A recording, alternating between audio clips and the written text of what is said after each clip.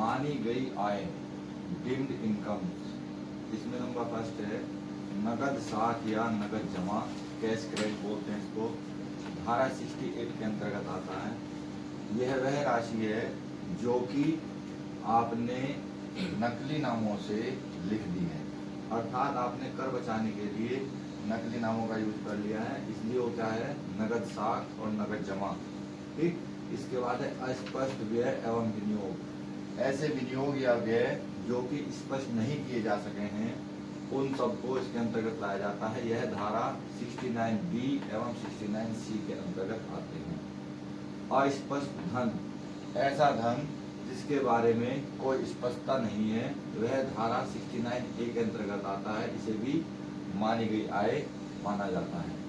हुंडी पर उधार ली गई या चुकाई गई राशि धारा 69B के अंतर्गत आती है, इसको भी मानी गई आय में शामिल किया जाता है। वैज्ञानिक अनुसंधान में प्रयोग की गई संपत्ति की बिक्री धारा 41(3) के अंतर्गत आती है, यह भी मानी गई आय है। डूबे हुए ऋणों की वसूली धारा 41(4) के अंतर्गत आती है, इसे भी मानी गई आय में शामिल किया जाता है।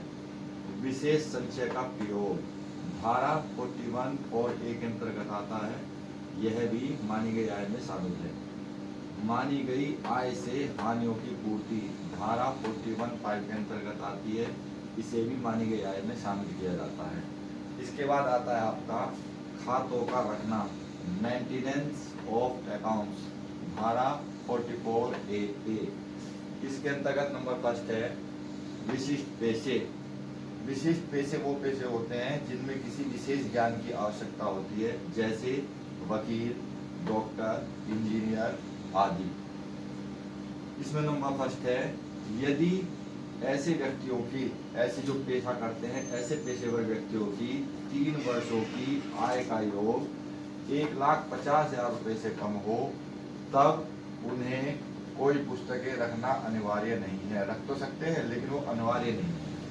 नंबर सेकंड, यदि 3 वर्षों की आय का योग 1,50,000 रुपये या अधिक हो, तो ऐसे व्यक्तियों को निम्नलिखित पुस्तकें रखनी होंगी, जैसे रोकड़ बही, जर्नल, खाता बही, 25 रुपये से अधिक बिल की प्रतिलिपि, 50 रुपये से अधिक खर्चों की रसीदें। नंबर बी है गैर विशिष्ट पेशे। इसमें नंबर फर्स्ट है गत 3 वर्षों की आय का योग 1,20,000 रुपये, व्यक्ति तथा HUF के लिए 2,50,000 रुपये या कुल बिक्री 10 लाख रुपये, व्यक्ति तथा HUF के लिए 25 लाख रुपये से अधिक ना हो। नंबर सेकंड, 3 वर्षों की आय का योग 1,20,000 रुपये, व्यक्ति तथा HUF के लिए 2,50,000 रुपये या कुल बिक्री 10 लाख रुपये तथा व्यक्ति एवं HUF के लिए 25 लाख रुपए से अधिक हो, तो ऐसे व्यक्तियों को अपनी पुस्तकें इस प्रकार रखनी चाहिए जिससे कि कर निर्धारण अधिकारी संतुष्ट हो सके। नेक्स्ट है आपका बही खातों का अनिवार्य अंकेक्षण धारा 44(a)(b). इसके अंतर्गत कुल बिक्री या सकल प्राप्ति 1 करोड़ से अधिक हो तो उनका अनिवार्य अंकेक्षण होगा। पेशेवर व्यक्तियों के लिए कुल प्राप्ति 50 लाख रुपए से अधिक हो तो उनका भी अनिवार्य अंकेक्षण होगा। छोटे एवं मध्यम उद्योग के लिए